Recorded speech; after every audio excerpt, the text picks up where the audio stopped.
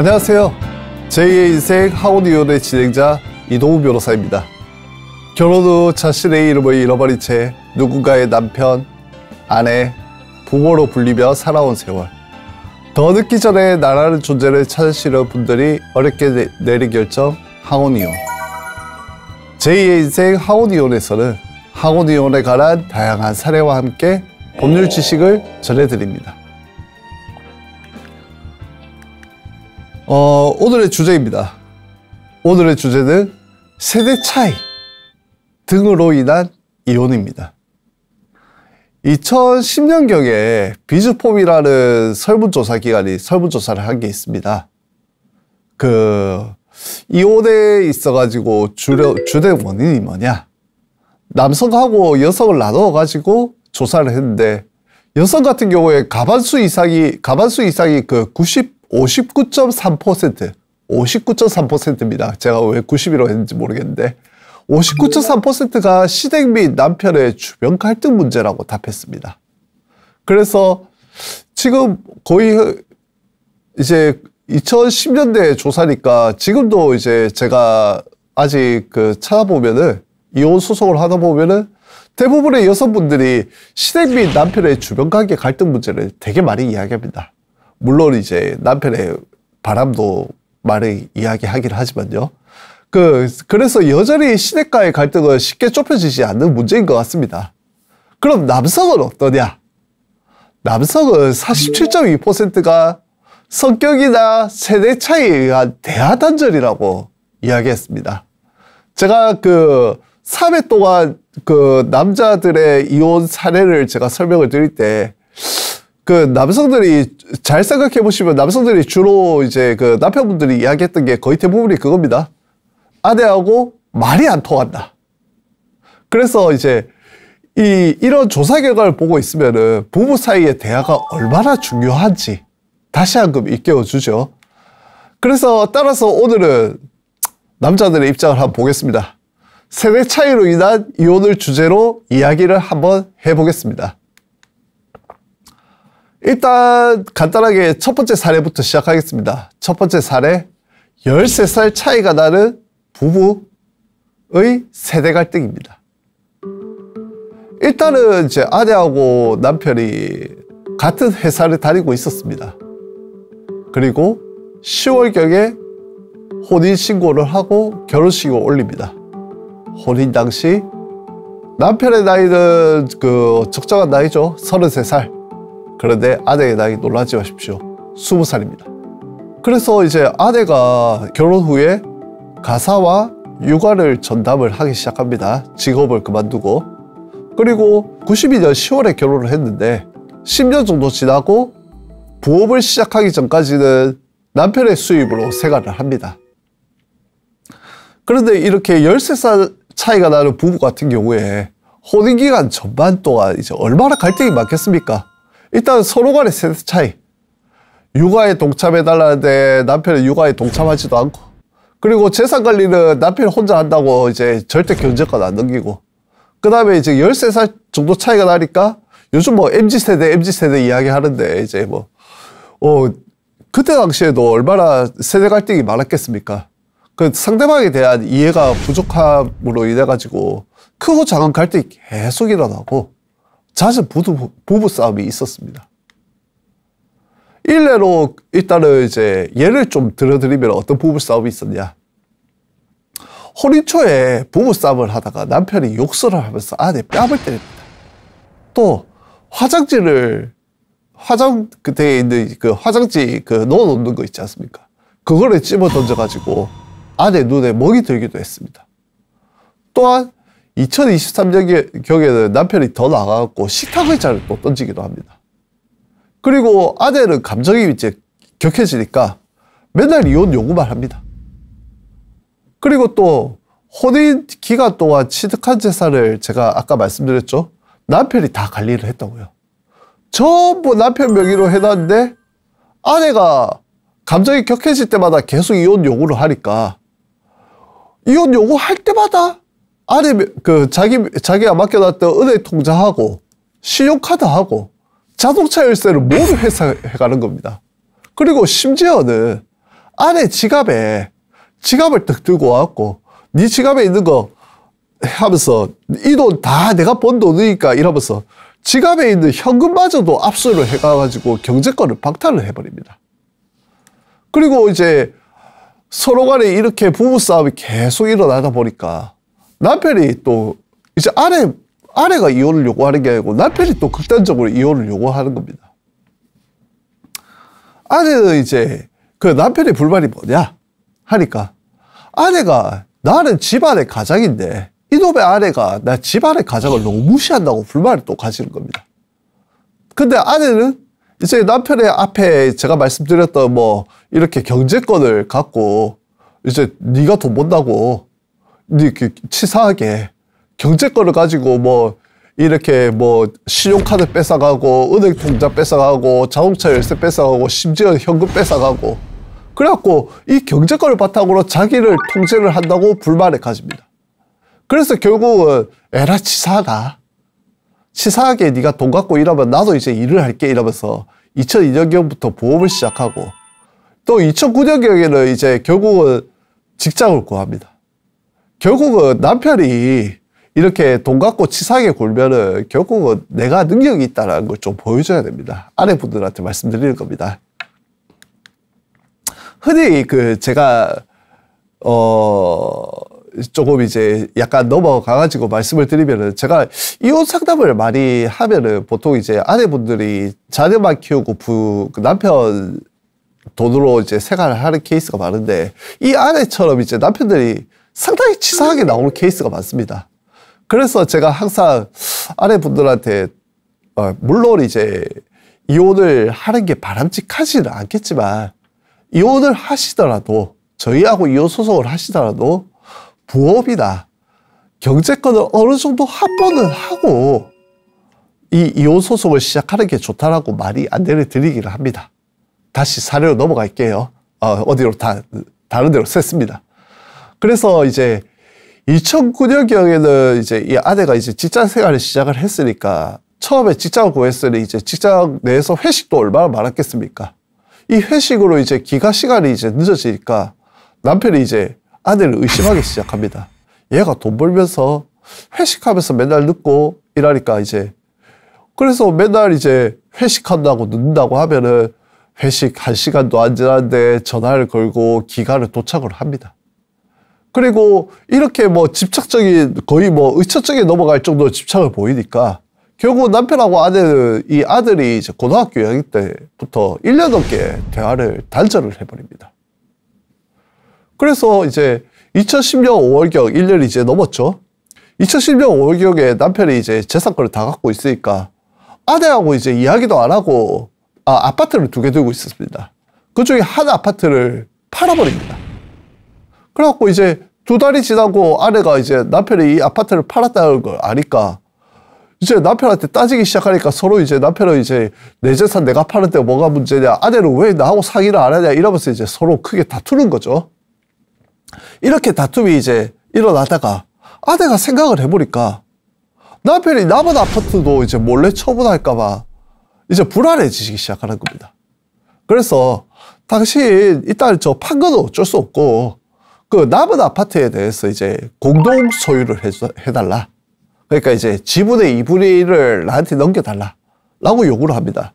보통 이제 그 지분권을 갖고 있으면은 이제 다들 잘 아실 테지만은 그 남편하고 아내가 지분을 가지고 있으면은 아내 동의 없으면 이 아파트 못 팝니다. 그리고 내 지분만 팔기도 어렵습니다. 그러니까 아내가 머리를 잘 썼죠. 남편한테 이제 지분을 달라고 하니까 이 남편, 내 경제권 갖고 놀던 남편이지 않습니까? 남편이 단박에 거절합니다. 그래갖고 아내가 너무 이 남편의 태도에 실망을 해가지고 집을 나가서 이혼소송을 제기를 해버립니다. 일단은 이제 이 아내의 이혼소송에 대하고 앞에 들었을 때 어떻습니까? 그 누구 탓이라고 해야 됩니까, 이걸? 이거 제가 서로 싸움을 붙이려는 건 아니고 일단은 잘 생각해 보십시오.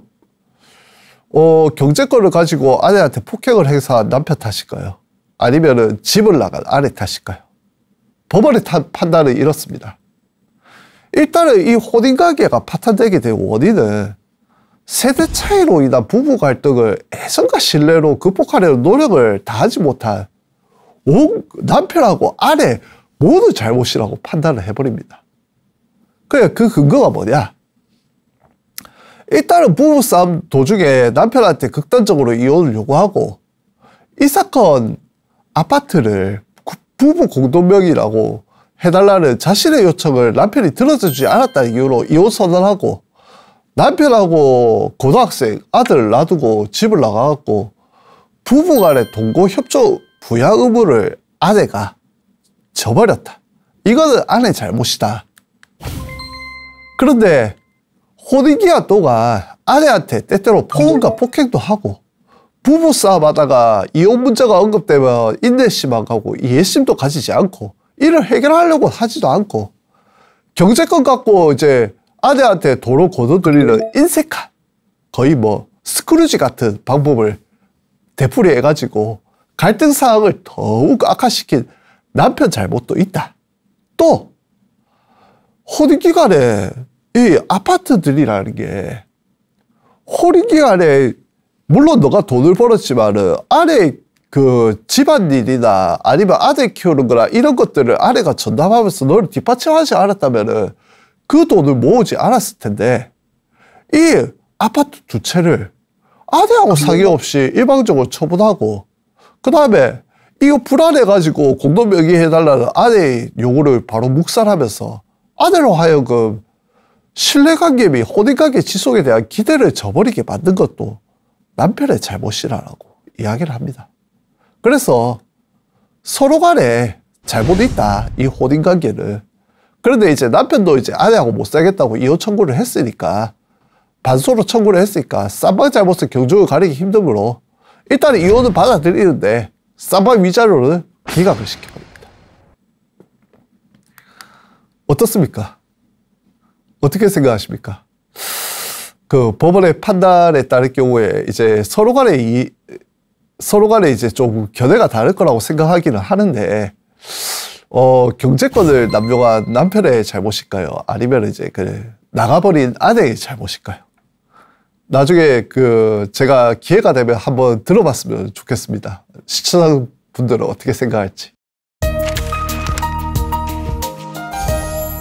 두 번째 사례로 이제 들어가 보겠습니다.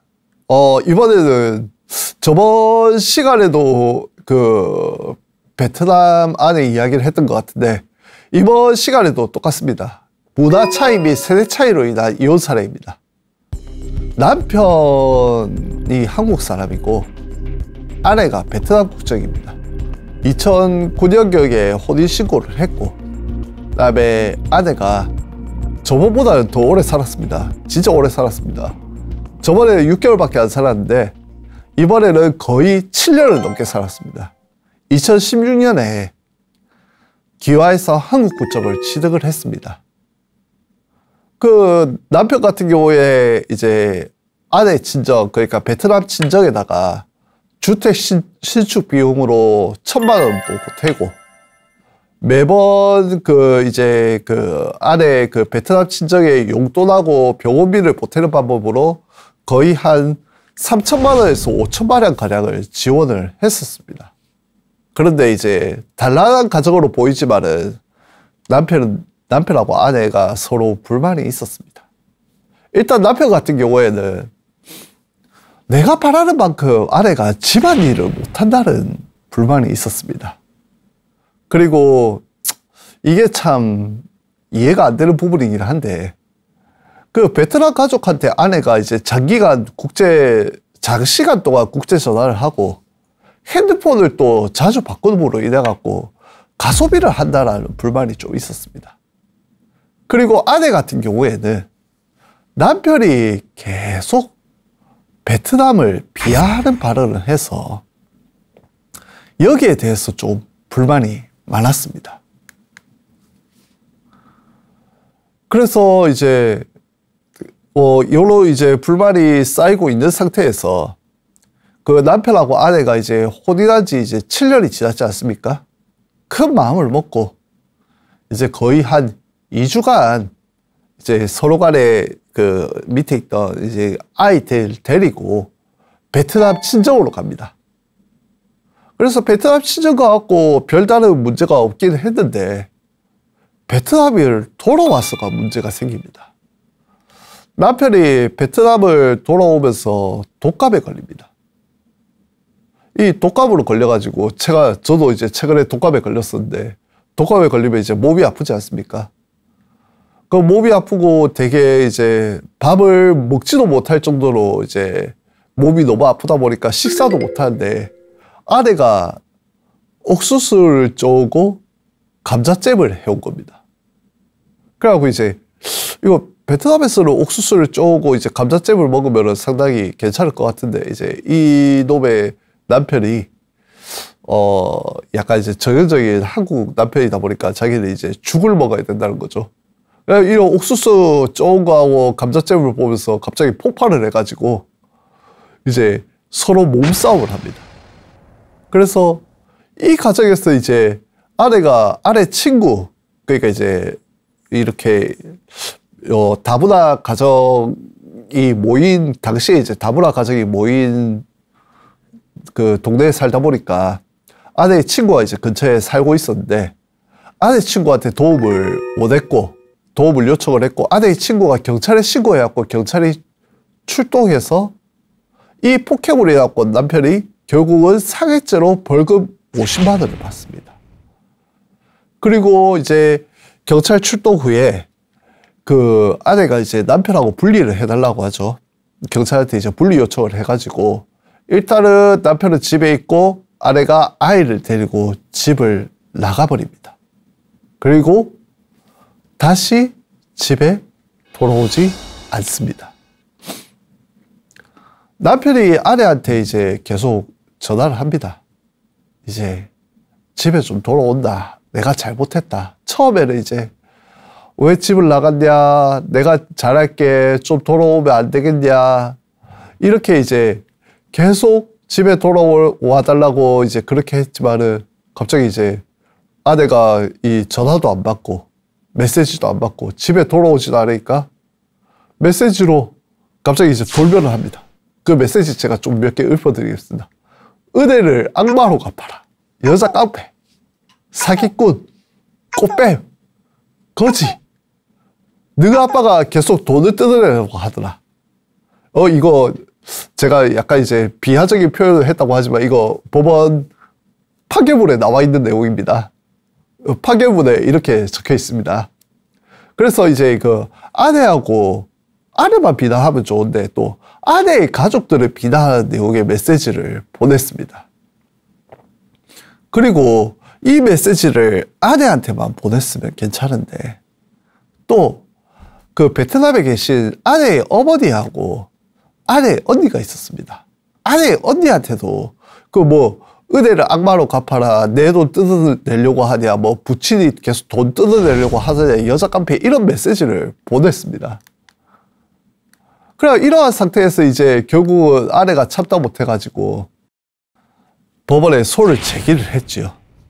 그리고 남편도 아내의 소에 대해서 반소를 제기했습니다. 일단 법원 같은 경우에는 혼인 파탄 관계를 인정을 했습니다. 제가 말씀드린 사실관계에 더해가지고 그 남편도 이제 반소를 했고 여자도 아내도 소를 제기했으니까 그리고 이제 아까 말씀드렸지 않습니까? 2016년 7월경에 아내가 나갔다고.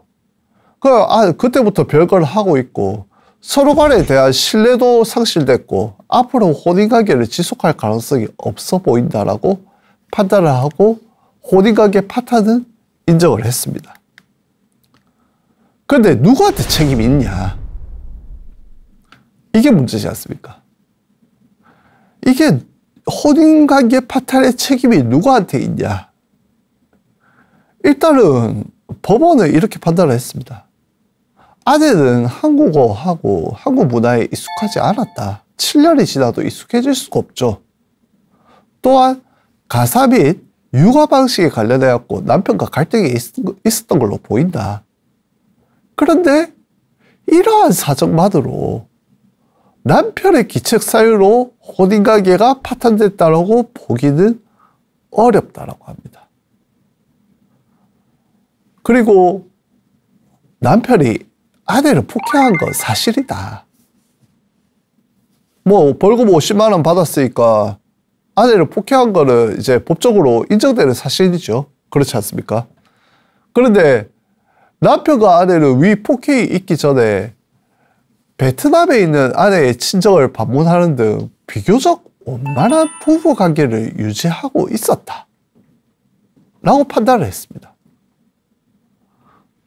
그리고 이제 이 폭행 사건이 발생한 경위와 피해 정도하고, 그 다음에 별거 이후에 남편이 이제 아내한테 막 문자를 보내면서, 처음에는 문자를 보내면서 막 아내한테 욕설을 한 건 있지만은, 별거 초반에는 아내한테 내가 잘못했다, 돌아와라, 같이 살자, 그냥 이래 나가가지고 이렇게 내가 해명도 못하게 하면 어떻게 하냐.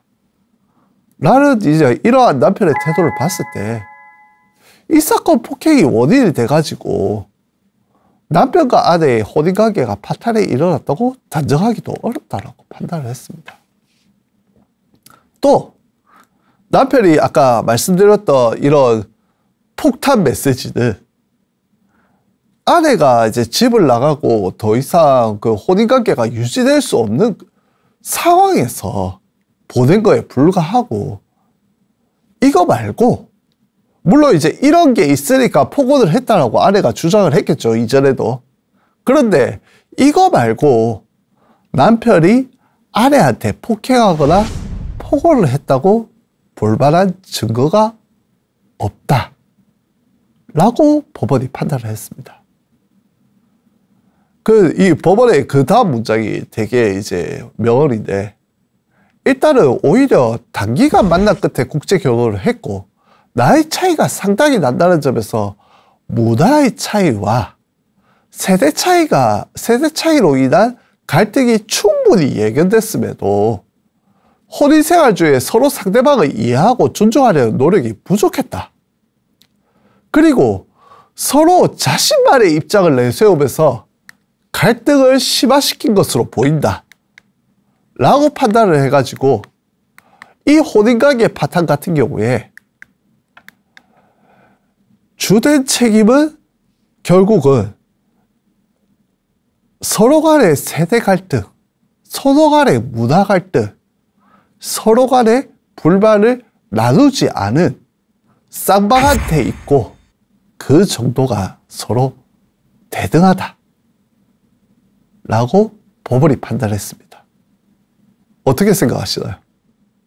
오늘은 서로 누가 잘못했다라는 판단이 거의 안 나오니까 서로 한번 제 이야기를 듣고 생각을 조금 해봐 주셨으면 좋겠습니다. 세 번째 사례입니다. 이번 사례는 이제 세대 갈등이라기보다는 금전, 종교, 또 이게 참 독특합니다. 성형수술 문제 갈등입니다. 갈등 사례입니다. 사실관계 일단 한번 들어가 볼게요. 일단은 이제 2009년에 혼례식을 치르고 신혼여행 갔다 와서 14일 뒤에 혼인신고를 마친 사람입니다. 이 양가가 진짜 어마어마한 재력가 집안입니다. 어떤 집안이냐면은, 일단은 혼인 과정에서 예단비로, 당시 2009년인데 예단비로 10억을 보냅니다. 그리고 남편 집에서 봉채비로 바로 2억을 보낼 정도로 어마어마한 재력가 집안입니다. 그리고 남편 집에서는 이제 신혼집으로 강남구 삼선도 아파트, 지금 얼마입니까? 거의 제가 이거 사례 준비하면서 봤는데 거의 한 20-30억 하더라고요. 이 강남구 삼선도 아파트를 취득을 하고, 그 남편이 이제 취득을 했으니까 아내의 집에서 인테리어로 거의 한 4-5천만 원 지출을 합니다. 그리고 이 재력가 집안 대단합니다. 시어머니께서 혼인 직후에 아내한테 6천만 원 가량의 스포츠클럽 회원권, 2009년입니다. 현재 아닙니다. 2009년에 그 6천만 원 가량의 스포츠클럽 회원권을 끌어줍니다. 싸우지 마십시오. 이거 2009년입니다. 이거 재력가 집안이니까 그렇습니다. 그런데 이거 둘이서 행복하지가 않습니다. 일단은 갈등이 엄청 많았습니다. 첫 번째 갈등이 뭐냐? 일단은 금전 문제로 인한 갈등이 있습니다. 예단비 10억 받았지 않습니까? 남편은 이렇게 생각을 합니다. 아내가 예단비로 거액을 주었다는 점을 빌미로 가소비를 하려고 한다. 그리고 아내 측으로부터 거액을 예단비를 받았기 때문에 아내의 가소비와 잘못에 대해서도 강하게 지적할 수 없는 미묘한 상황이 발생한다라고 불만을 가지고 있습니다. 이로 인해서 불만이 자주 일어났는데 부부싸움이 되게 자주 일어났습니다. 예를 들어 갖고 한 몇 가지만 제가 예를 들어 드리겠습니다. 혼례 시절에 이제 함들이를 하죠. 함들이 요즘에는 하는지 잘 모르겠는데 남편이 그 직접 함들이 하면서 자기로부터 한 값으로 500만 원을 받았습니다.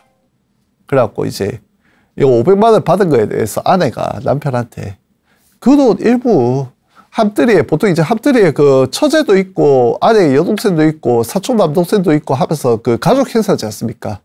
그래갖고 이제 그 가족들이 참석해가지고 약간 이제 젊은 애들은 많이 도와주기도 하는데 이제 되게 저도 이제 함들이 해봤는데 너무 피곤하더라고요. 그래서 아내가 아버지한테 받은 50만 원 그중에 일부를 그 여동생하고 사촌 남동생한테 용돈으로 좀 주자라고 했습니다. 그 일부러 용돈을 주자고 한 게 아니라 그 500만 원 전부 용돈으로 주면 안 되겠냐라고 이야기를 하니까 남편이 이거는 너무하지 않냐 하면서 또 다툼을 했습니다.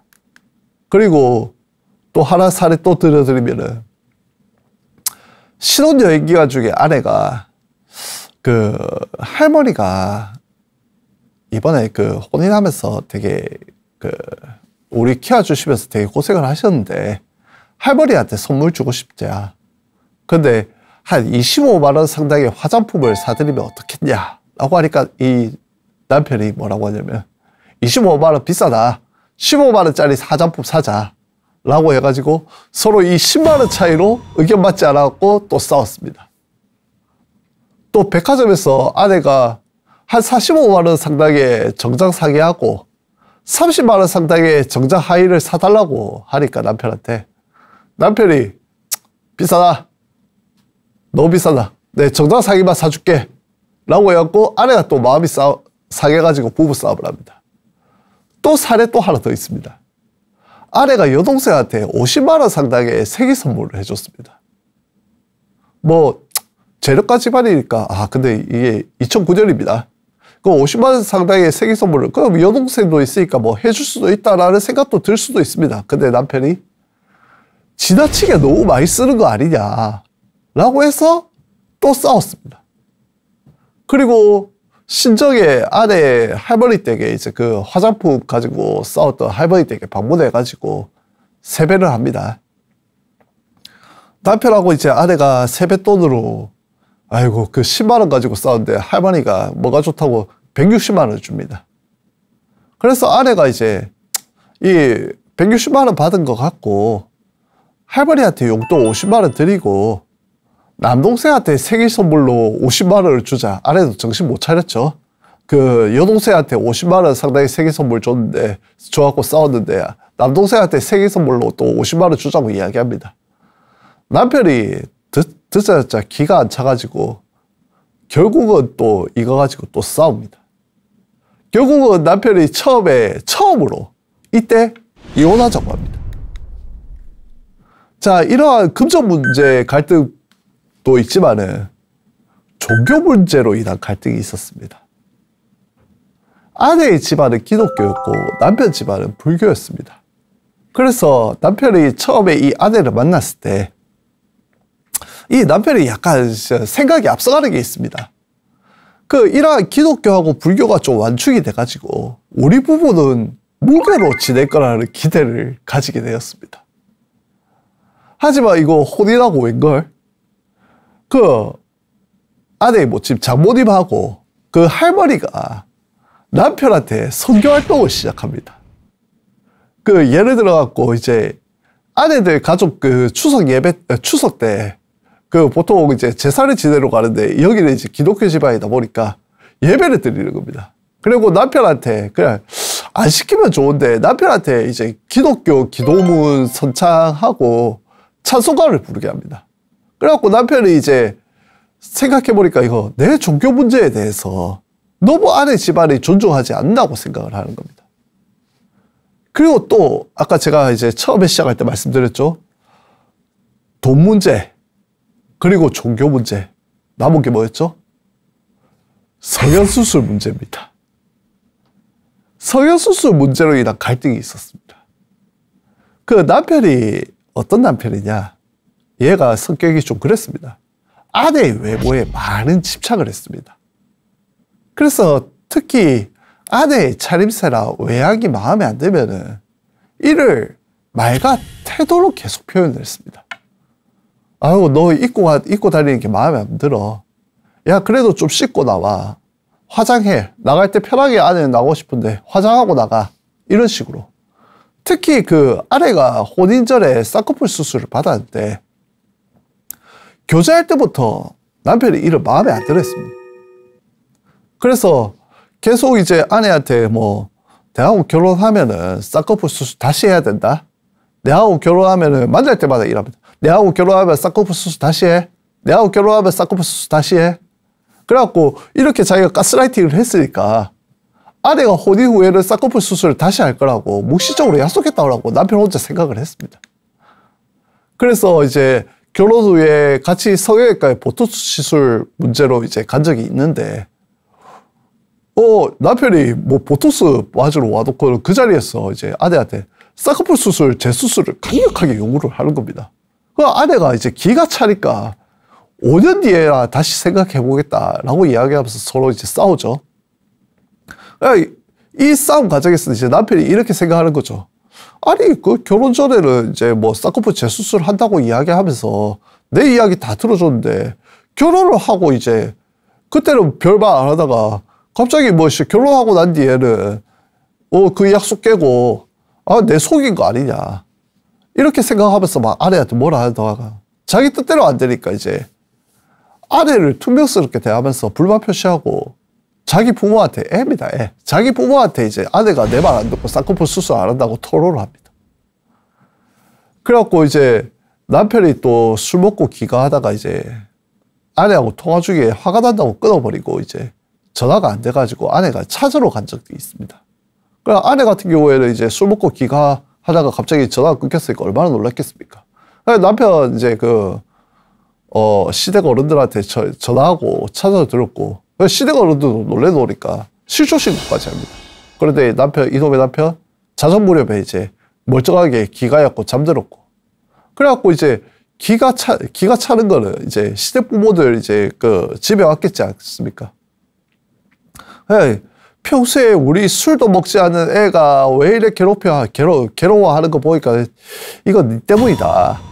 네가 우리 아들 시킨 대로 쌍꺼풀 재수술 했으면 이런 일 없을 거 아니냐 이러면서 오히려 시댁 부모가 아내한테 아내 괴롭히지 말고 쌍꺼풀 재수술 받으라고 합니다. 그래갖고 이제 남편이 이제 이렇게 갈등이 있으면은 남편이 항상 하는 말이 있습니다. 자기 뜻대로 안 되면은 너는 유치원생 수준의 사고력 갖고 있다. 좀 균형 잡힌 사고력을 가져라. 또한 남편 이 쌍꺼풀 재수술에 너무 이제 마음을 가지고 있으니까 처가에 방문하고 자기라고 대화할 때도 쌍꺼풀 재수술 문제 언급하고 또 쌍꺼풀 재수술 문제만 이야기하면 또 상관없는데 성격 차이, 낙태 문제 이전에 이 아내가 낙태를 한 적이 있습니다. 또 종교 차이, 종합적 사고력, 유치원생 수준의 사고력이라는 이야기를 또 자기한테 이야기를 했겠죠. 뭐 지적 수준의 차이, 예단비 관한 문제, 문화 차이, 미적 감각 이런 거 이야기하면서 아내한테 불만이 있다는 이야기를 합니다. 이 장인이 참 좋은 사람입니다. 딱 잘라가지고 당신 그 사위가 뭐라 이야기하는지 알겠는데 나는 쌍꺼풀 재수술 반댈세 라고 이야기를 합니다. 그래서 이런 남편 태도에 지친 아내가 결국은 이제 남편한테 이렇게 이야기합니다.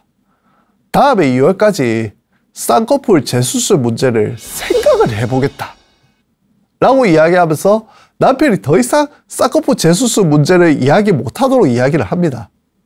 그래갖고 이제 이놈의 남편도 아니 오히려 남편이 유치원생 수준의 사고력을 갖고 있는 건데 이렇게 이제 생각을 해보겠다라고 이야기를 했는데 남편이 이거를 아내가 무조건 할 거다라고 이해를 해버리는 겁니다.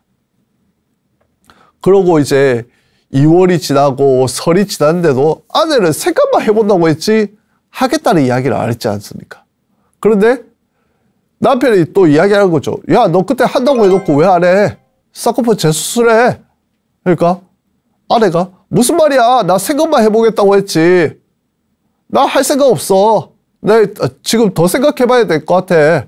내 얼굴에다 손대는 건데 너가 무슨 상관이야? 라고 이야기하니까 남편이 이제 완전 열받은 거죠. 너 무조건 한다 했는데 너 날 우롱하는 거 아니냐?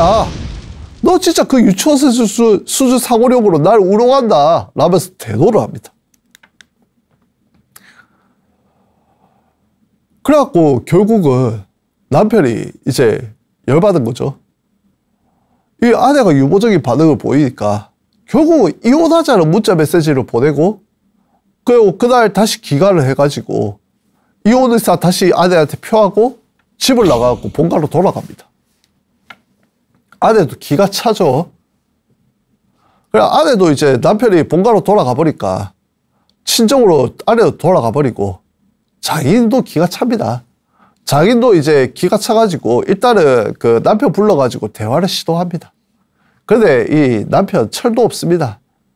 재차 장인한테 쌍꺼풀 재수술 문제, 금전 문제, 종교 문제, 이걸로 인해가지고 아내하고 갈등이 있었다면서 토로하면서 이혼 의사 나 명확하니까 다시 찾아오지 마소 라고 이야기합니다.